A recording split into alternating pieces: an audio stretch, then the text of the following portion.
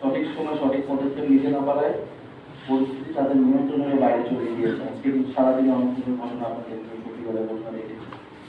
আমরা প্রথমত মাইলস্টোন কলেজের শিক্ষার্থীদের আন্দোলনরত শিক্ষার্থীদের যে 6 দফা দাবি, সেই 6 দফা দাবির সাথে আমরা জাতীয় নাগরিক পার্টি সংহতি প্রকাশ করছি। তারা যৌক্তিক কিছু দাবি উপস্থাপন করেছে এবং এই দাবিগুলো আসলে দ্রুত সময়ের মধ্যে সরকারের একটা বাস্তবায়ন করা উচিত।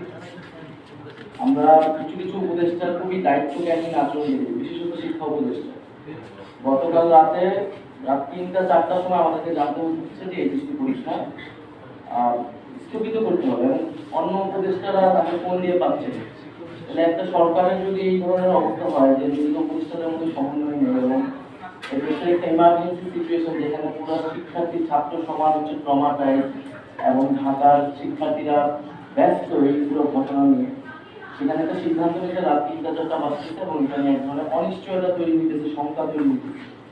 ফলে এই পরিস্থিতিতে কিন্তু সরকার যদি দায়িত্বশীল আচরণ করতে, সরকারের উপদেষ্টারা, তাহলে কিন্তু এই ধরনের পরিস্থিতি তৈরি হইতে।